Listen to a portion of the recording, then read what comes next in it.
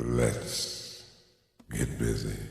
Especially once people find out what I do, what I've done, what I'm doing now, and all of that stuff, it always kind of goes to music. So it's always, what's your thought of the current trends going on, and the death of CDs and all that good stuff. Okay. All right, let's do it. All right, My man Drew Bright. Be right. be in the right. house. There you go, brother. What's up, my man? Good seeing you, man. Me too. Trying to do this for a while. Right. And we'll keep doing it. Well, you'll always have a spot here. Hey, I 'Cause I think appreciate that. you're a cat that can come on and we'll just shoot the shit about everything. Absolutely, and everything. man. So, Absolutely. I want to say, do you remember when we actually first met? Was it you DJing? I feel like it was a Nappy Roots show. It was a benefit, right? Mhm. It was a And benefit. I was doing one of their sets. You were doing one there. Yeah, that's right. Because I actually came across Samantha, your what business did Samantha card. Robertson? You remember Samantha? Oh, You know, yes. yeah. So that was her event, The right? one at Headliners. Headliners, right? That's Where, when we first met. Had Josh Logan and everybody there. Oh yeah, And Olivia. And I think Wildwood was there too. Mhm. Yeah. Oh, it was a So, hell of a yeah, it show. yeah, And it that was a good actually night. Samantha's first show that she ever put on, I and she remember hit that damn 'cause thing out of the park. She did my podcast back in that day, and back in the day, podcasting was only the audio. It was a call-in, so I was Right. using Skype. Well, actually, it was called Blog Talk Radio, I got where it's a web dashboard, so people had a number to call in, and I could see who's in, and I Right. recorded all of it. Nice. And then I really was a big fan of Joe Rogan, Oh, yes. his How can you not podcast, be? and I'm thinking, I really want to do this in person. Absolutely. So since from March of 2018, I've been here at Baxter's. I was giving a little love to the Absolutely. Baxter group, and this is kind of my scene. It's one hard camera on my iPhone, but I'm going to you go. graduate to 2 more cameras soon and Nice. kind of really rip off Joe Rogan.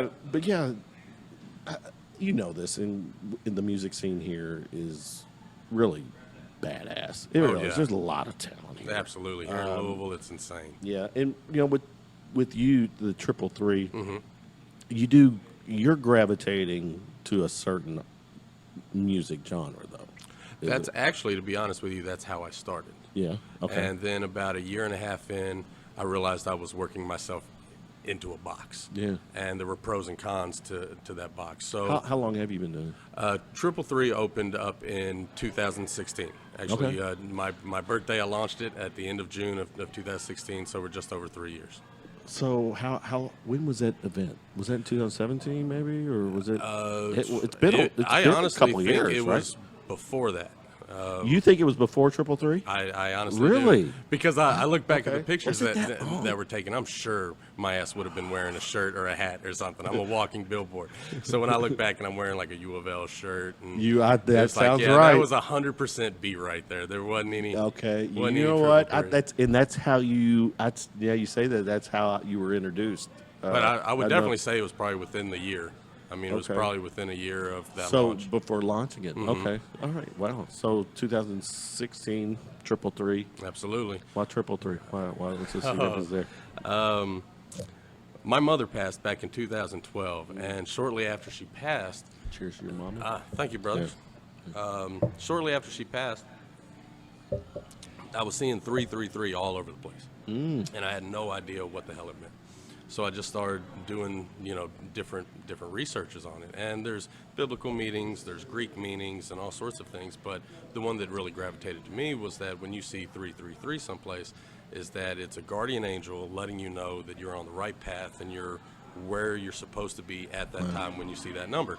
So this was before, or during, or after she passed? When was it? She passed in 2012, so, Okay. Oh, so this was all of after- this was happening probably within the first year Okay, of gotcha. her passing. Right, okay. And and I just saw it and I liked it, and I remember enjoying 333. But So you then- would see it, like, give me an idea where you just I any mean, and everywhere. It would be a receipt. It would be it would be a phone number. Sign it on a street or something. Absolutely. I mean, it would be anywhere. And fast forward, a few years later, when I decided to professionally hang up the DJing headphones and Have you?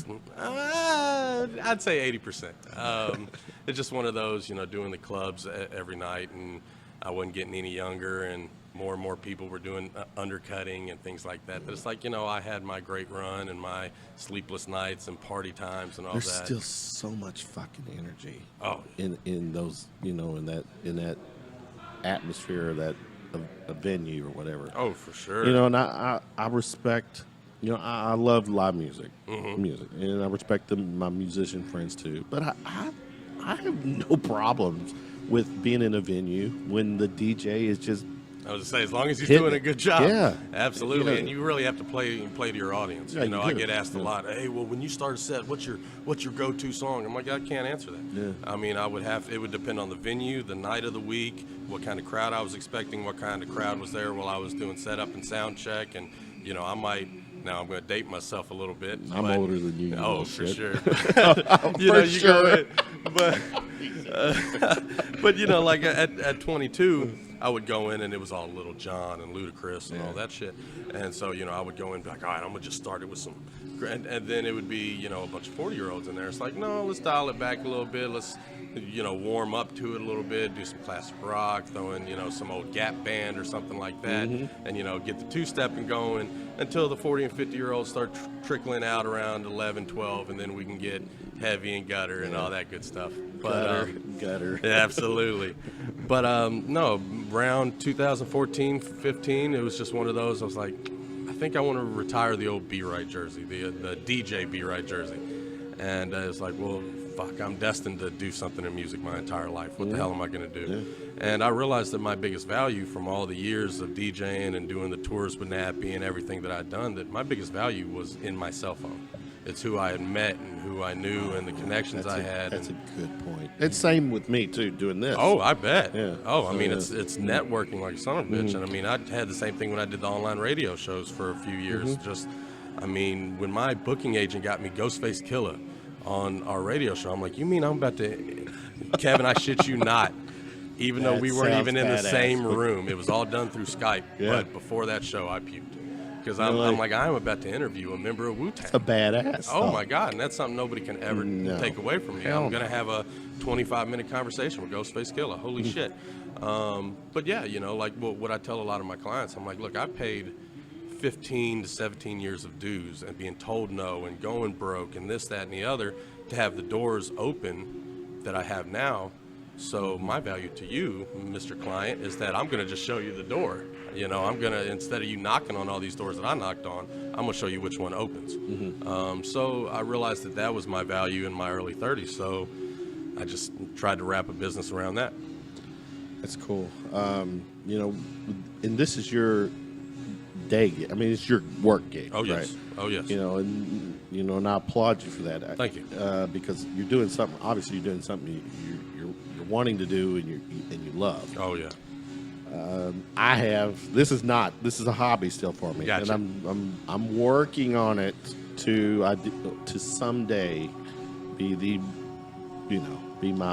monetize to the point where I don't have a day job. Absolutely. But you bring as you pointed out, I too doing this podcast have connected with a lot of people, and it's given me opportunities to do certain things.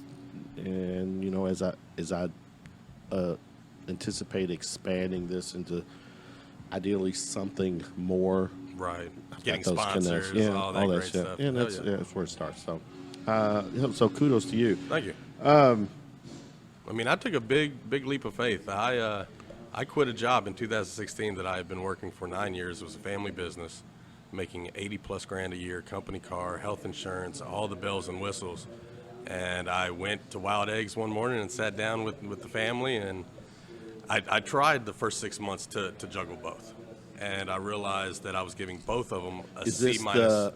Is this triple three at this time, or is it Yes. just okay? Yes, I was working for my family's paving company as a salesman, and then I had started 333 while I was still working with them. So I'm trying to get that company off the ground, but still trying to do everything I need to do to fulfill my job obligations over here. And both of them were getting a C-. And I'm a firm believer, if I can't do something right, I'm not going to do it. Yeah. So I had to sit down and it was like, fuck it, guys, I'm all in. So I love y'all. I do whatever I need to do to finish up. I'm not just going to drop the ball on the family, but I'm out. and When you say family, who are you talking about? my sister and brother-in-law Okay. own a paving company. Shout out ADC Paving. But yes, it's been in the family since 1959. Are you married? No. No married. No. And no kids. No kids. All right. So all right, that's awesome. Yeah. Just So, making sure so, we so say that was family. another reason Yeah. why it worked so well was I could financially afford to take Oh, that yeah. risk. Plus, what was great is I'd built up such a sales commission at that time that I was still getting a draw for a few weeks to help fund the start of the yeah. company. The There you go. paving company still owed me about 20 grand, so it's like, all right, well, fuck, let's go. Yeah. So the timing was there. It was. And you had some money that was still going to come in. Absolutely. All Because right. I knew I wasn't going to start making money right away. I had to get all my ducks in a row. And in fact, I had to spend a shit ton of money to get going, to get started. Yeah. So, it was just one of those that I got going, and it took off 90 miles an hour. And I wake up and eat, sleep, and breathe that shit. And I still have a couple other irons in the fire. I have a shirt printing business that's actually right across the street. Oh shit. Okay. But we're about to relocate that to a new office, and I still do a little bit of publishing work here on the side, and this, that, I and need the to other. talk to you. I need some shirts printed, so I'll talk to you after that. We got you. Yeah. All right. That's cool. I'm such a fan of someone who can not just dream it but live it, and so. Well, and the passing of my mother taught me a lot. I was 28 when she passed, but it taught me a lot as a grown man because it was a very sudden death. Yeah. So it's one of those, I'm like, fuck, I'm not guaranteed tomorrow. The So switch is going to flip. Absolutely. Could flip. And you never know. So it's like, man, I'm not getting any younger. Nothing is promised tomorrow. Push all the chips on the table and ride this bitch till the wheels fall off. No, I like it. What's your take on the local music scene here? Local in Louisville, I love it. I feel over the years the hip hop community's got a little bit polluted, a little bit overcrowded. But I guess that's to be expected. But the true live music scene, the acoustic scene, our good friend Kevin Cummings, shit. On any given night, it doesn't get any better than finding him in Lawrence someplace. He's one of my favorites. So. Absolutely. So, it's just, there's always something to do. There's always a phenomenal show someplace. So, I love the music scene here in Louisville. I wish it got more credit than it gets. Yeah. I tell people this all the time. When it comes to entertainment, as a fan of just the entertainment scene here, I wouldn't have to. I don't need to leave Louisville for music. No. Food, drink.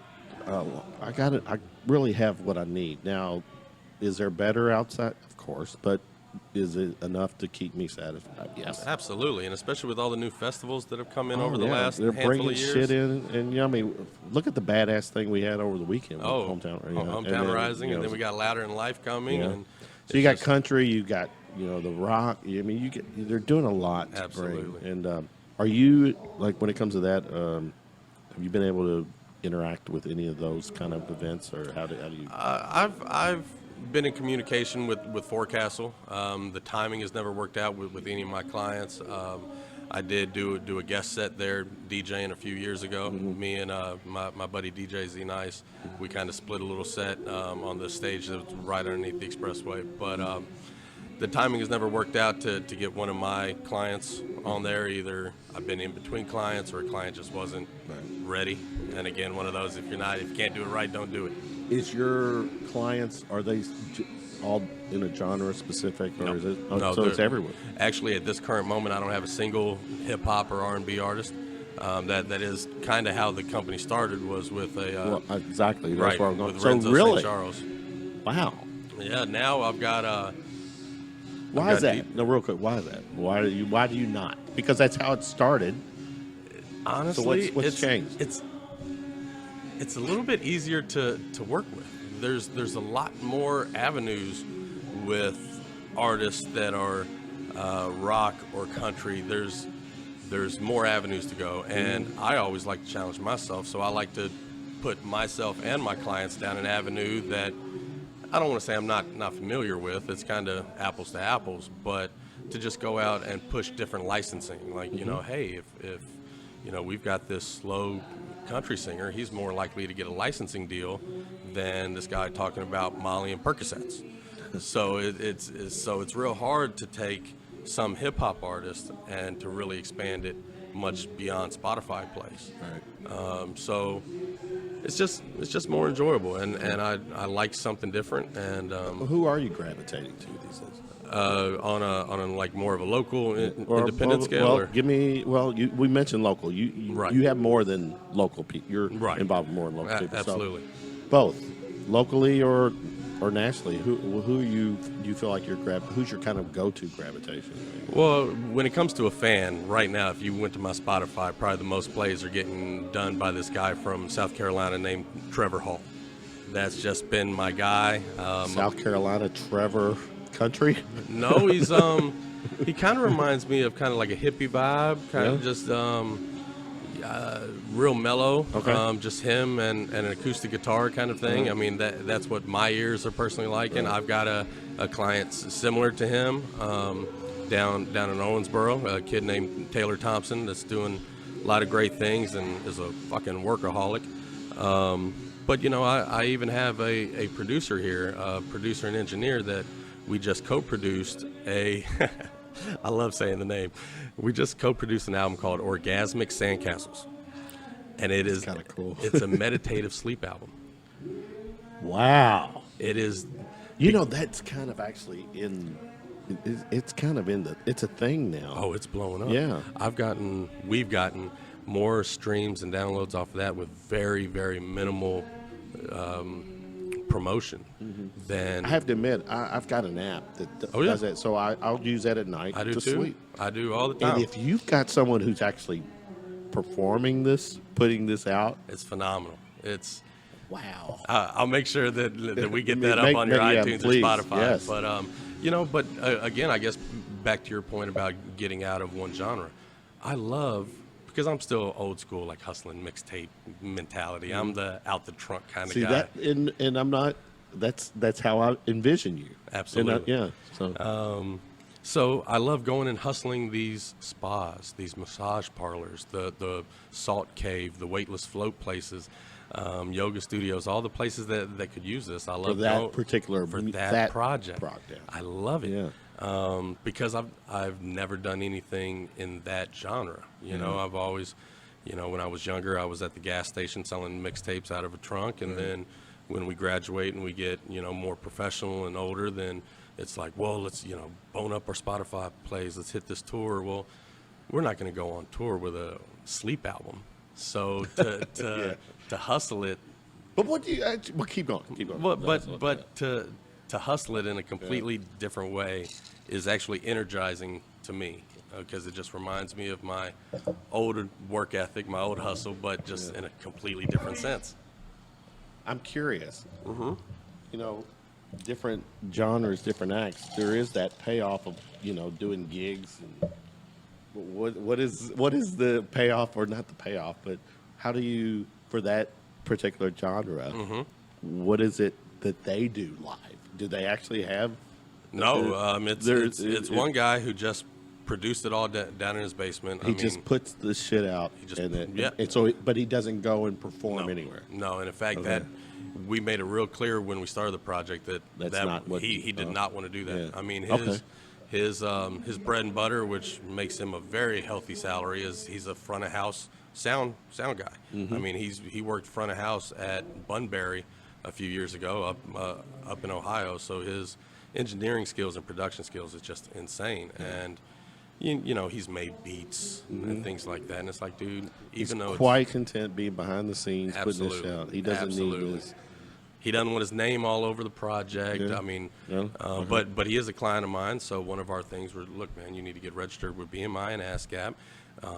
Do yourself a favor and go ahead and register as a composer and a publicist. Right. So get your own splits on that, and I will teach you how to get this up, and you know, start getting your checks in the mail each quarter.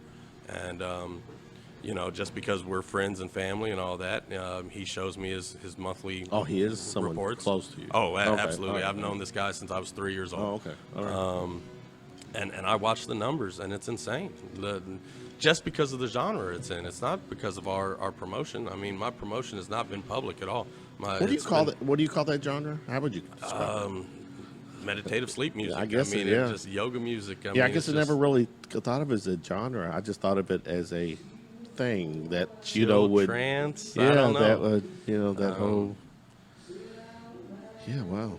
Which is wild because when we registered the album, it makes you pick two genres to put it in. And you and picked- we're sitting there like, Yeah, what what- the fuck? So what was picked? It It was sleep.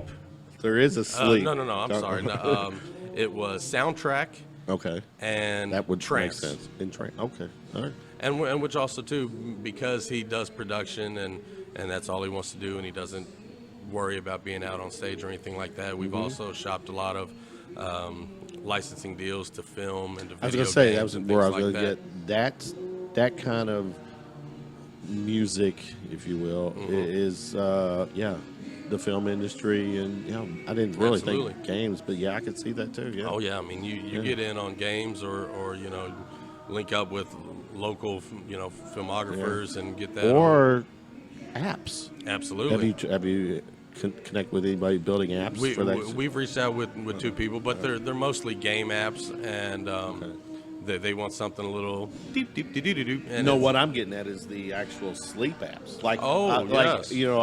what I was getting at is that I need white noise to sleep. I got you. But within that fan, there's all these other instrumentals and Right, stuff that you can, harps and that's didgeridoos, all that That's shit, where I yep. was going with that. But yeah, Absolutely. Yeah, that would be a that's good one. Very cool. Wow, that is something. Yeah, I guess somebody has to do it. Kinda snuck that one on you, didn't I? Didn't see that one coming. It's there, and I It never is. really thought about. I never associated that with per se a musician or a composer or some. Yeah, but yeah. You know, I mean, somebody's gotta do it's definitely getting outside of the circle of just being like, I'm just going to Yeah. make beats and lease them or sell them or anything like that. It's like, dude, even though you're Yeah, fire, I just I they're don't dime see a a lot dozen. of bass in Exactly. in a thumping. So. Right. So I mean, with these days when I bring on clients, one of the first things I think to myself, as well as I look somebody dead in the eye and ask them, what the hell makes you so different?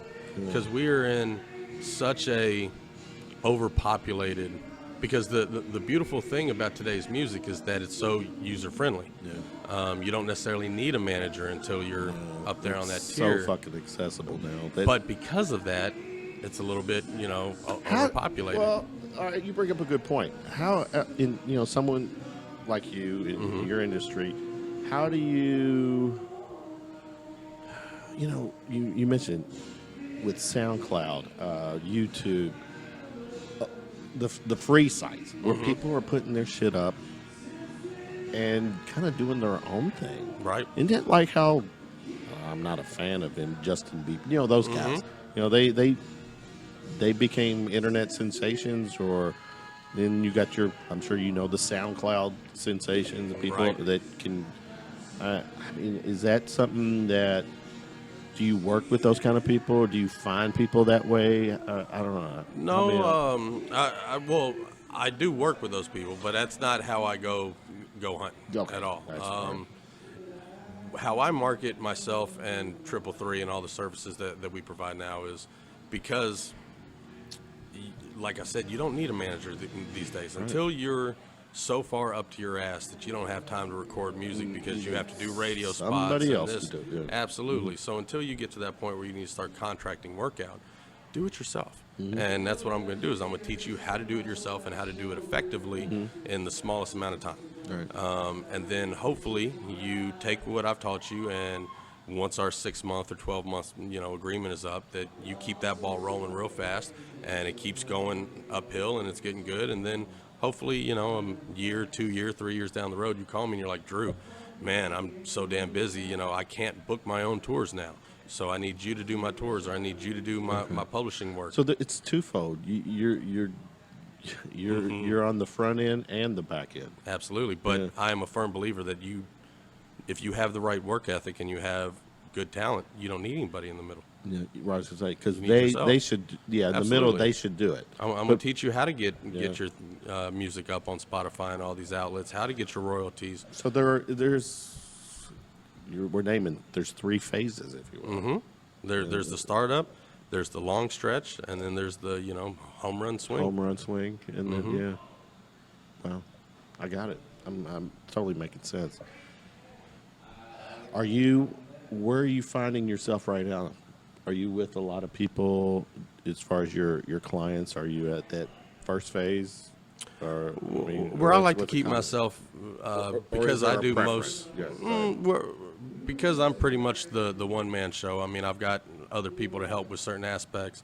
Be Still from Nappy has helped a lot, but I don't take anybody to him for certain things until they're ready for that point. Right. So I'd say a good 75-80% of it just lies on my shoulders, and I would rather take on 4 clients and give them 100% than take on 10 clients and give them all 60%. Right. So I try to keep a fair balance. Now, a few of my clients, Sam is one of my clients, Samantha. I book her a lot of wedding gigs and things like that, so she's my corporate and wedding DJ, and I keep my producers and engineers pretty busy, and then I've got 3 other clients, around the country that I keep in touch with 3-4 times a week. We do video conferences. I have them send me reports. I send them weekly to-do lists and things like that each week. But I try to keep myself to about 4 or 5 clients, on a continuous flow. Some have already got a good foundation going, so I'm like, look, why don't we just go ahead and just sign up for 6 months? I'll teach you how to get licensing, how to do your own publishing, because you've already got your intellectual property and your name and your website and all this stuff going. It looks great. So I'll just get you, step 5, 6, and 7, and then you're good. But people that need steps 1 through 7, then we'll sign up for a 12-month agreement, and we'll start from the bottom. From the bottom. After 12 months, is there some type of still an agreement, or is it? It kind of all depends on where we're at. I mean, I'd be happy to take over your publishing from here on out, so you don't need to pay me the consulting fee, and we don't need to meet up as often as we typically meet. But if you want me to handle all your publishing work for you, because 333 is also registered as a publicist with ASCAP and BMI, we'll be happy to take that on. If you want a social media manager, I'll be happy to take care of that. Or if you've even got it rolling so hard that you're ready to go and hit the road. I mean, my bread and butter is tour management. I've spent so much time out on the road that, if you're ready to go out there and book dates, let's do it. Let's jump into that. Sure. Tour managing. Ooh, that's fun. Give me a little. A lot of these answers are going to require thought from here, because it's what goes on the road stays on the road. No, but no, I mean that's honestly probably, if it all ended today, that was probably my favorite part is just being on the road. Our last tour that I took a client on was about a year ago, and we did 24 shows in 27 days. And our first show was New Year's Eve in Columbia, South Carolina. 4 days later, we had driven to Seattle. So we saw the country. Wow. Was there shows in between, or was that the next show? Okay. No, we went from Columbia, South Carolina to Nashville, and then we went from Nashville up to Lincoln, Nebraska, and then we just kind of toured that top coast, worked it on over to Seattle, went down into Boise, Idaho, and worked ourselves into Colorado and Kansas, and then wrapped up and came home. How long ago was that? I'd probably say about a year and a half ago. Yeah.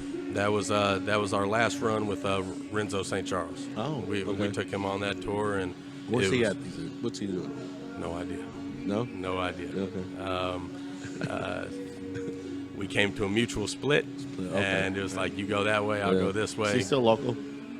He's last I know. I mean, God bless him and his beautiful wife and family had bought a house over in Charleston, Indiana. I know he still works over here on the day job, but I believe the pen and pad has been retired and no music's being done. Oh, okay. He's making a good career and good living at his day job and being a dad. So okay, well, good for him. Absolutely. But that was our last big tour, and it was a hell of a run. And I mean, that's why I tell people if I didn't wake up tomorrow, I had a hell of a run. I saw things that I thought I'd never get to see. Well, I'm rooting for us both to wake up tomorrow. That there is the you plan, go. Right? Absolutely. I got shit to do tomorrow. Yeah. What's outside of the music thing? What do you gravitate to? I mean, what's your hobbies? Go. Yeah. These days, just trying to keep my old ass physically active. Yeah. I play in a softball league. I've I go out, I play basketball a lot. I've been trying to hit the gym more. So I'm a firm believer of a body in motion stays in motion, body in rest stays at rest. So the only time I ever have an off day, I plan that bitch 4 weeks in advance. And if I have an off day, more than likely I'm planning a vacation out of it. Let's go fishing, let's go camping, let's just get the hell out of town. A good excuse to turn the cell phone and the laptop off. But, I mean, besides that, man, I mean, that and family, helping raise, 2 nephews. And Say, but yeah, you get to send home. after the fact. absolutely. Yeah. That is why I don't have kids, because I get to fulfill my daddy needs and then send them little shits home at 7 o'clock. Love you, Jack. Love you, Phoenix. And then I get to come out and have some bourbons and talk to you. Talk to me. And with then no time we go. frame. Yeah, exactly. I love that. My phone's not ringing. When you going to be home? Huh? Nope. No, yeah. Or where are you? Right. Where are you? I'm leaving here and going to have drinks with another buddy later on tonight. Sure. So, no, Where are it's you a going beautiful later? thing. I'm actually going to the studio in Heights Point. I'm going over to my producer and engineer's house. He's been on about 3.5 month tour because he does live sound and all that. So he's an independent contractor. So he's one of my best friends, but it's one of those that we go 3 months not talk, and then we get together and act like we never skipped a beat. Exactly. But yeah, he's got about 4 days off, and he's like, man, you got to come over and have some beers in a fire pit. And I was like, well, you know what? I've cleared out pretty much all of Tuesday afternoon and evening. Let's do it. What's sports? I know you're into sports. Absolutely. What are you? You U of L guy? Absolutely. Absolutely. Yeah. You open up my closet, none but black, white, and red. in there. I just want confirmation. That's what I thought. What's been your take with the football team this year?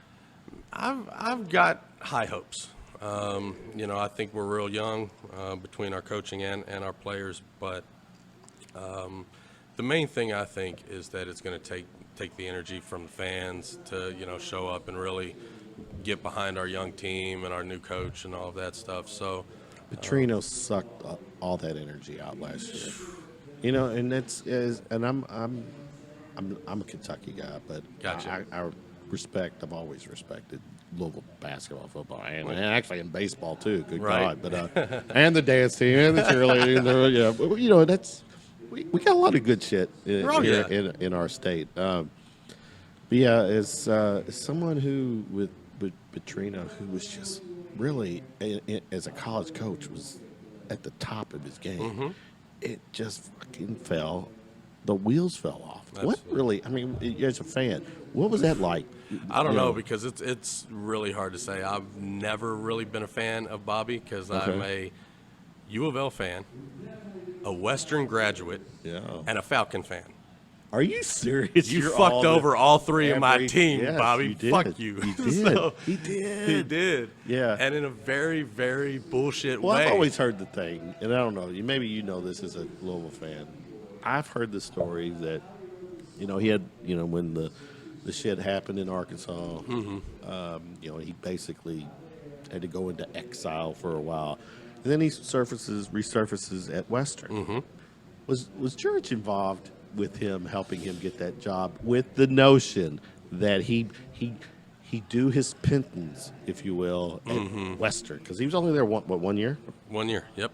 And then he came here, or came to Louisville. Well, he went from Western to Atlanta. No. He From went Louisville from to Atlanta. Yeah. So you're Western, right. was it maybe 2 years? I know at least a year. Obviously at least a year, but I don't think it was 2. I think it was just the 1. I think it was just And one then he season, came and here. then he had agreed for a second season. Yeah. And then bailed on us. Then Charlie left. Right. Yeah, then that's how. But was Juris involved with him getting? It wouldn't surprise me. Yeah, so you don't know. For No, fact. I don't know. I've heard the stories that. Well, all right, staying with Louisville. I mean, you're clearly a Louisville guy. Jurich, did he get the wrong treatment? Hit that whole exit.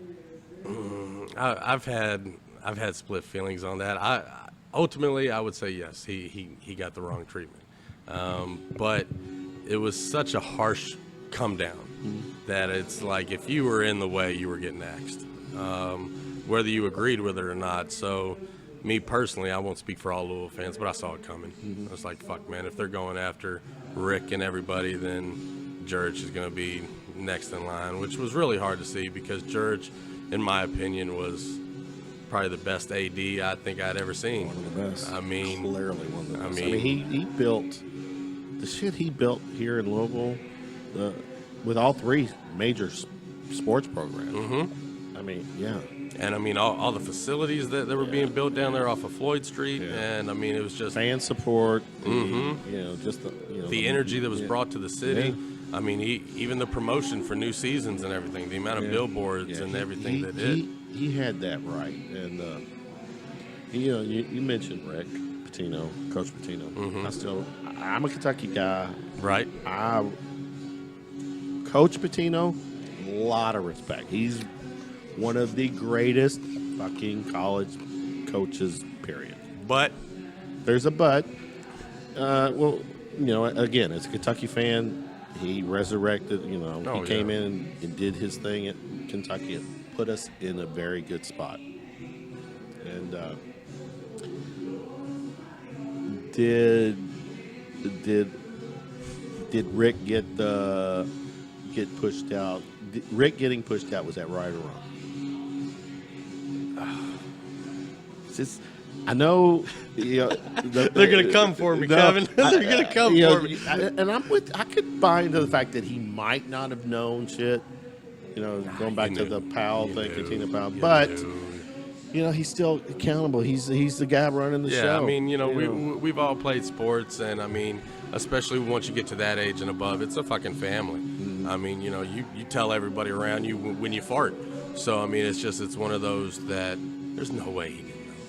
And I mean, he's daddy to all these guys, and I mean, his job is to act accordingly. And what would we all do as a father if our kids got in trouble?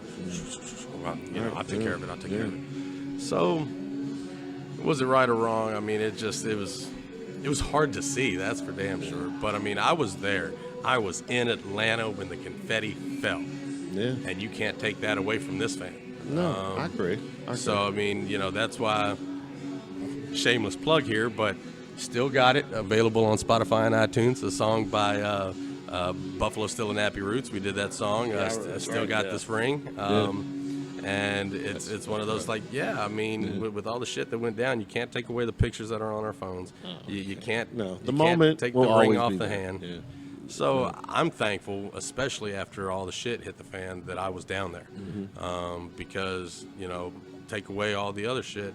I saw it, I felt it, I loved it. I did the, Final Four and the finals, and it was a beautiful thing to be a part of. So it was really hard to watch, and it was hard to stomach who was at fault, who got it the right way, who got it the wrong way. But it was tough. I mean, it's been a hard decade being a Louisville fan. It definitely the last few years. Yeah, absolutely. And, because more so outside of the city, outside of the state, the Louisville repetation is not so great. Right. But Chris Mack, man, he's love coming Coach in. Mack. Yeah, he was a great coach. Right. He's a great coach. Mm-hmm. And so yeah, you're all definitely in good hands. Right. Everything, the momentum is shifting. He's getting his players. I mean, this coming season, as usual, I anticipate, we're getting back to where both schools will be Our top dominant. 10, right? And then and those games will be monster games, right? And stuff, so. We get them back to the way that they used to be. Yeah. And you know what I mean? I'll give Pageant all the credit due. I mean, Pageant. How many? How he just do one? How many seasons? Did he I do? want to say 2. 2. Yes. And we didn't do terrible. I don't think so. And he kept us afloat as fans, and morally he kept us afloat. Great way to put it. He did. Because we all wanted to drown. All of us Louisville fans were just treading water, just like, please, just another breath of air. Actually, I think it was a very smart move to bring in someone like that, because obviously he was an assistant, but he was he was a player. Mm-hmm. And a lot of people loved him. Oh yeah, yeah. So I mean, he that name's got some pull around the city. So I think it was a good interim move. Probably the best you could have picked on such short notice. And I think he kept us going good. And then having Mac in here has brought new energy. The pep rallies that are down at 4th Street at the start of the seasons have just been a lot more familiar, like I remember how they used to be. So I think Louisville fans are finally starting to get that blood pumping again. I've followed him with interviews, social media. When it comes to, I've said this, when it comes to Louisville, Louisville basketball, staying with basketball, Louisville basketball, Kentucky basketball, you have to have the right coach. Absolutely. Because it's not just a coaching job. It's marketing. It's a brand. The city's on your shoulders. Yeah, I mean, you do. It's insane. And between Louisville and Lexington. if you're the right guy that comes in and wins, I mean, you're a god, if you will. So, but if you lose more than 50%, they're ready to they burn are. you at the stake. And but the truth is, we're basketball schools that's the expectation. Absolutely. The standard has been that. Yeah, high. Final Fours should be with both schools. That's the end game. You get to a Final Four. As a Kentucky fan, yes, I do think we should have won more than. I was at one Final Four down in New Orleans. And that was I'm sure you enjoyed that one. But you know what? That was how cool though was that? That was awesome. That was both awesome. schools. And Because myself and my father went to Louisville fans, and my 2 brother-in-laws went to Kentucky fans. And so we're driving down to Tahoe, 2 in red, 2 in blue. Yeah. You walk Bourbon Street, and it was just blue and red. Which had to be beautiful. It really was. And especially because I love the state so much. And the thing is, our fans will travel. Absolutely. Both of ours will. Yeah, I'm sure. It was great. I would have loved a little different outturn for the game. And, 2 of us were going to drive home sad, and 2 of us were going to drive home happy. But then the following year, you got it. Right. You got your ring. Right. But yeah, the notion, and I'll argue, I think on the national scene, the best college rivalry is Duke and North Carolina. Yeah. And I'll probably concede that too. That's like your Yankees, Red Sox. But I do think we're a close second. Oh, absolutely. I'd be college basketball. It'd be hard to argue who's the next rivalry. I don't know if people might say, well, Michigan State. I don't even know. No. Yeah. No, So, and UK are up there. not too long ago, you'll get a kick out of this. You remember KSR, Kentucky Sports Radio? Oh, yes. Matt Jones, I'm sure you did. I was featured on their website one day as a Really? Louisville fan. Really? So Yeah. do you know who Ryan Lemon is on the show? He's one of Name the sounds familiar. He's one of the 3 that's when they do their radio show. So I had Ryan on a podcast. Nice. It's been over a year ago. Okay. Sometime in 2018, and we got to talking because Katina's name was very popular yes. at the time. We were talking about that, and they had. It was probably a few months or shortly before he was on the podcast. They had her on KSR, which was it was a crazy podcast because the infamous line from the podcast was how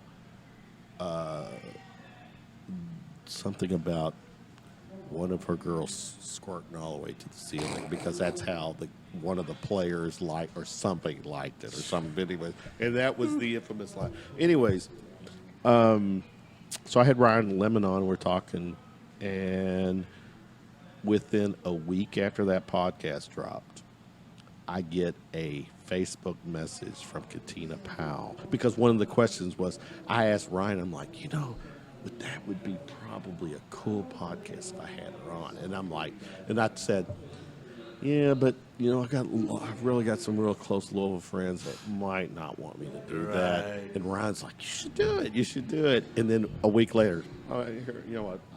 Controversy sells, brother. Right. Controversy sells. Yeah. Hold on, I'm gonna see if I still have this. Assuming she still has. I'm gonna say it didn't happen because I would have known that. Yeah, look. That is her.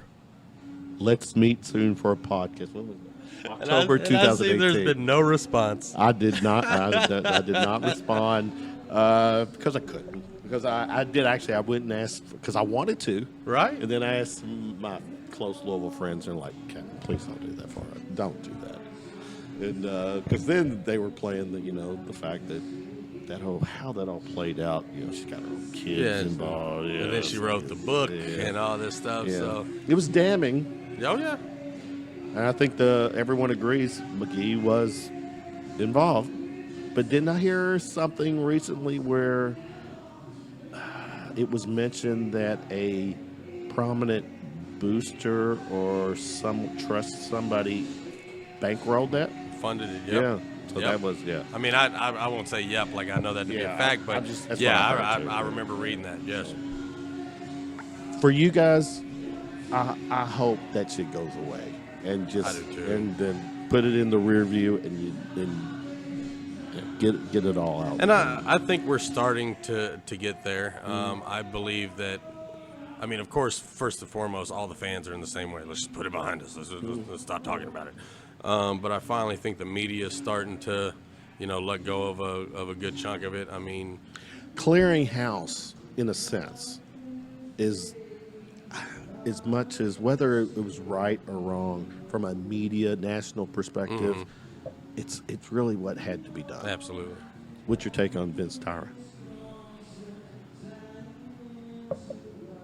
Is he a good fit? Is he a long hope term so. or? I don't know. I'd like to see long term. So far, so good. You think you're okay with him? Or?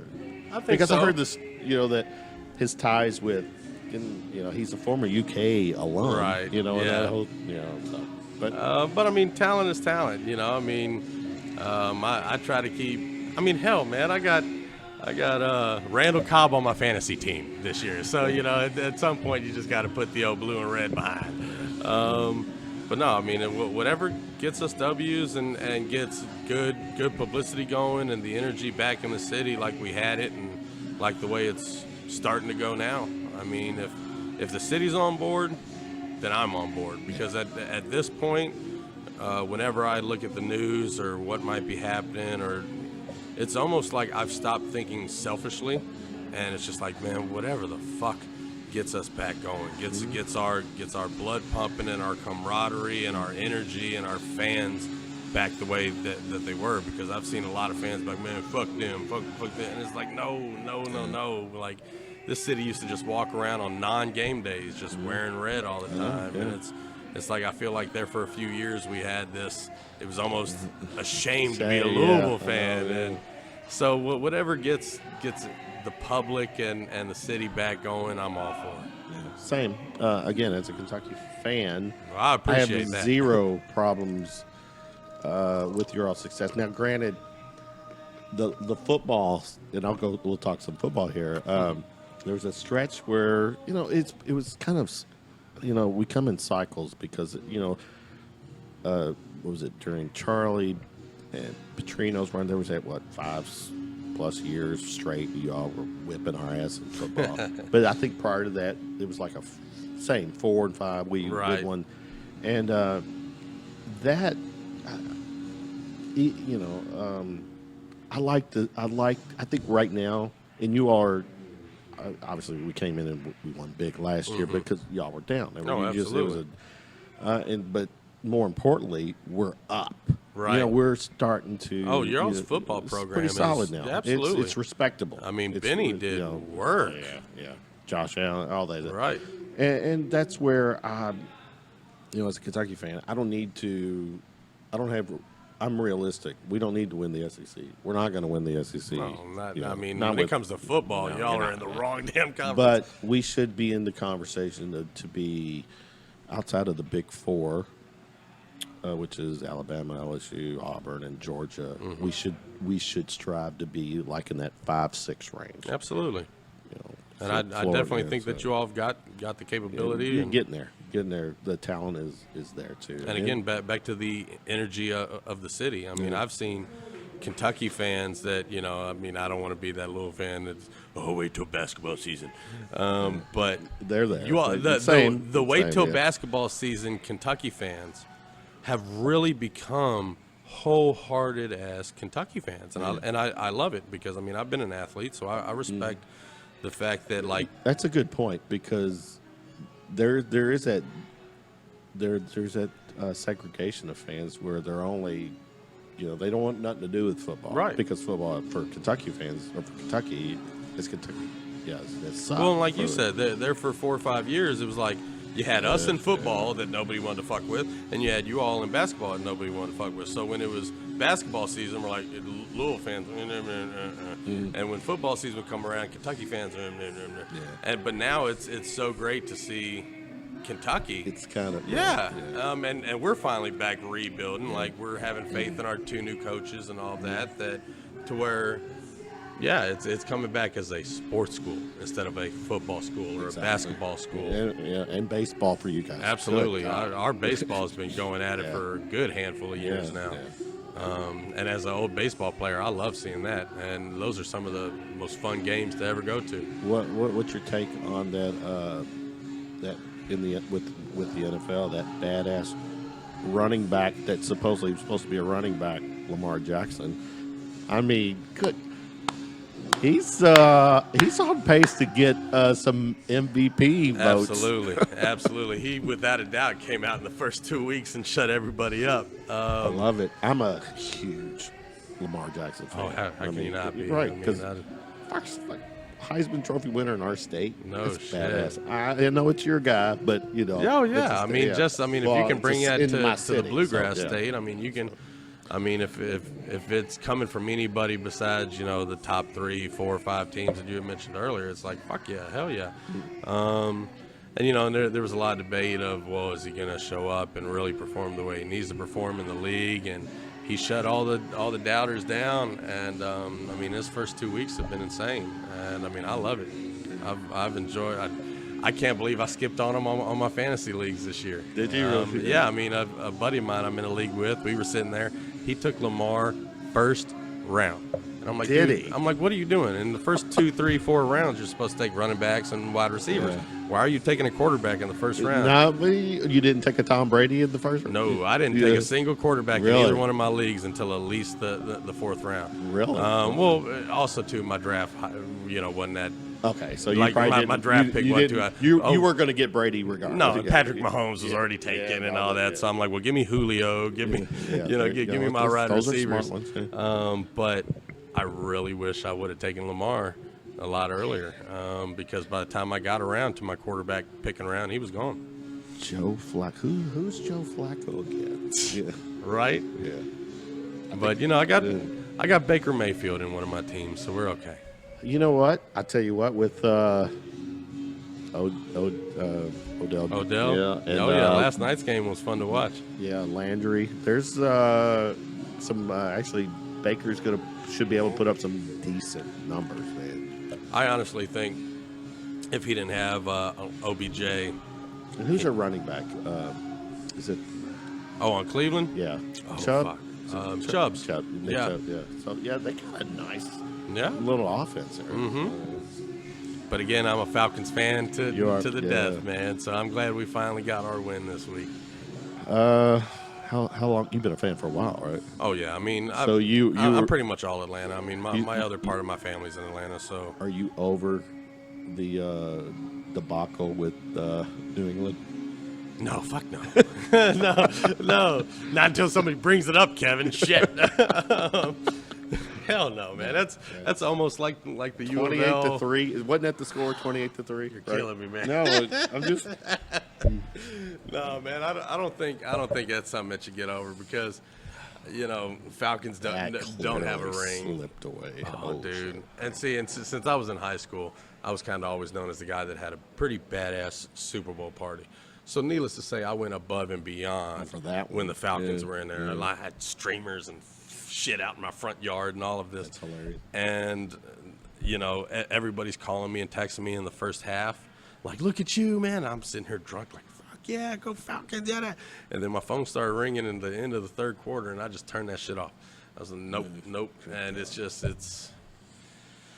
was rough. It was rough. That it's still fucking Brady guy. Yeah, that fucking Brady guy. And I can't lie, I have Brady in one of my leagues. I tell you, I'm not a New England guy, but yeah, Brady. It's arguably he's the GOAT, man. You can't deny talent. What is it? 5 rings now? He's got 5 or 6. 6. Says he got. Oh, 6. That's right. He's tied with Pittsburgh now. as a Isn't team. with trophies. With trophy, just the trophy, yeah. Yeah, with Lombardis. Yeah, wow. And I tell you what, after 2 weeks, I saw Steve Young on a Monday night just flat out said, I think it's done. That he thinks that they're going to do it again because what they've only given up. They only gave up 3 to Pittsburgh in the opening game, and they shut out the Dolphins. So 3 points, and they scored 33 and like 40 something. Yeah, it's crazy. And you know, and you take away all the legal allegations and the politics of it. Antonio Brown's a bad motherfucker too. He is. I mean, Really he's a hell of a wide receiver, and you know he let that be known this week. Which I have him in a fantasy league too, which was really gutsy. I didn't know what to do with that one. I tell you what, but for someone like him to have Tom to be, that's where someone like him would just Absolutely. Yeah. I mean, you need a power quarterback like that in order and to a coach. Yes. That kind of- Oh yeah, you can't discredit Bill at all. He's arguably the greatest too. So good God. All right, winding this down, I'm going to throw some rapid fire kind of questions at you. Have got fun it. with it. First concert you attended? Red Hot Chili Peppers. Nice. Great story about that one. Go. Foo Fighters opened for him. Oh, yeah. So basically Foo Fighters and Red Hot Chili Peppers. And Dave Grohl, in the last song, unplugged his guitar. I bought these tickets for my sister for her 21st birthday. I was 17. We're in Freedom Hall, and my sister is buying me beers and all that because she's 21. Dave Grohl And unplugs you're his... not 21. 4-year shot. But Dave Grohl unplugs his guitar and takes off walking through Freedom Hall, and wouldn't you know it, he comes down our aisle, and he kicks over my beer. He's literally like shuffling, like you know that move when you're trying to pee at a movie theater? Like he's shuffling past us. Accident. Oh, for sure. But I mean, he's literally 4 inches, away from me walking. And then once he leaves, I look down and the beer's been spilt. And I was like, holy shit, Dave Grohl knocked over my beer. But yeah, great first concert. Nice. If you had a superpower, what would it be? Healing touch. No. Like that. If you're stuck in an elevator with a celebrity, who's that celebrity? Bernie Sanders. Really? Are you Oh, no. serious? I mean, there's a laundry list, but that was, for That's some reason, the first interesting, person. but I respect. That was the first one to jump in the head right then. But God, there's a laundry list of them. Then it's I mean, how long am I stuck in the elevator? Do I want to go a couple hours, maybe. Jennifer Aniston, maybe? Well, Is the power out in the elevator? So if you're okay with, or if you're wanting Bernie, is it safe to say you're not a big fan of this current administration? That is fair to say. Fair to say. That is fair to say. Gotcha. Give me a pet peeve. Being late. That is my ultimate pet peeve. I'm 15 minutes early everywhere I go. Everywhere I go. So you were here at 8:45 tonight, or 7:45 tonight. 7:30. 7:30. I'll throw that in my face. No. Hey, man, when you can entertain yourself with bourbon, I mean, there's there no you go. real waiting. Exactly. I'm listening to my man Chase play. I'm drinking Yeah, bourbon. You can bourbon, take your yeah. time, man. You do. I mean, we gotta get you on too. We're wrapping up. We're gonna shoot the shit. We're gonna have a drink real quick. There you go. We'll all go grab a drink. Hell yeah. What's if you're stuck, or excuse me, if you had access to a time machine, it can go anywhere in the past to visit. You're not changing the past to create a new future. Where would you go? I would go to old school Woodstock, man. Would you go Woodstock? I would go to Woodstock. Classic Woodstock. Oh, that's a good one. I always feel like I was born in the wrong generation. Do you? I do. So is you obviously with your genre. What is your? I know, I associate you as a DJ, hip hop kind of guy. Absolutely. But Most people do. Is that fair? Yeah, because there's no other genre that really requires a DJ to do the things that I did. But hip hop is probably one of the last things you'll find on my playlist. I mean, I grew up listening to Pink Floyd and Grateful Dead and things like that. So I mean, Now, granted, you know, whenever I get asked if you were stuck on a deserted island and only had one album, which one would you take? Probably Outkast ATLians. That is the album that made me want to become a DJ. But You know that one? Yeah, I think I can figure it out. Okay. ATLians album, that one had all the good classics on it. But no, I mean, I was raised by a Vietnam veteran and a old hippie, so I'm a gotcha. kind of a product of some flowered children, you know. So hear I you. mean, I always had that good laid back music always playing around me. Gotcha. All right. These last three Yes, sir. are, as I feel, and a lot of people would agree, that they're the three most important questions to ask. You got it. The first two are yes or no. Mm-hmm. Last one, give me in one sentence. Gotcha. Is there a God? Yes. Are we alone in the universe? No. What happens when we die? I really want my answer to be like, I have no fucking idea. But I will answer with, depends on how you live. That's one good way to put it. That there is no answer because I don't believe there's one universal answer to that. Yeah. I mean, if it happens to be reincarnation, cool. If it happens to be just nothing, cool. Whatever. I'm with you. But me, I'll be smoking blunts and drinking bourbon with my mama when I die. So, 333 in the house. Man, thanks for hanging yes, out sir. with me. Good Bro, stuff. Thank you, man. You go stick around for one drink with us. I think that's in All order. right, that can work. Absolutely. All right, good stuff. Thanks, bro. Thank you, Kevin. All right.